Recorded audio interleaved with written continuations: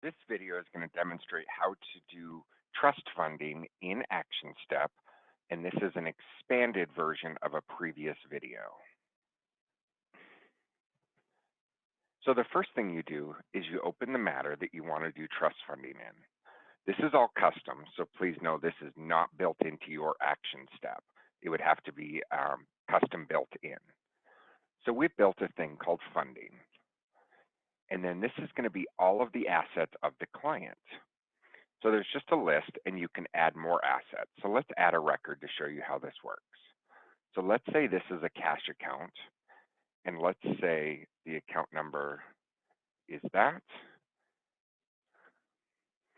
And then we'll just put a bank in.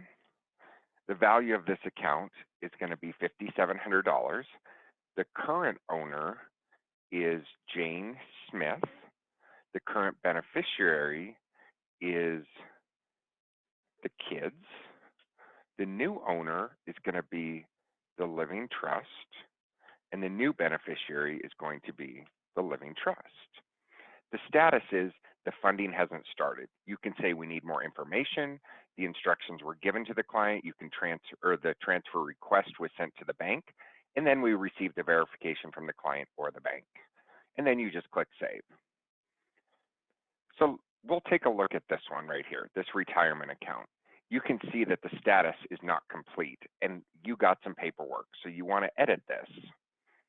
So you're going to put it here to instructions given. And let's say the balance wasn't quite right. It was actually $935. So you can make quick changes and then save. The next thing you do is you can generate an asset table. So I'm going to show you how to do that. So what you would do is you would generate the funding table, and you just pick the template, and then we're just going to open that. This is the asset table that was generated. You can see it brings their matter name, their matter number, the date that you generated this. Here's the legend for the status, and then it's all of the accounts. So there's your cash account, your life insurance, and it tells them who the new owner, the new beneficiary, current owner, the value, the company, the location or the account, and then the type.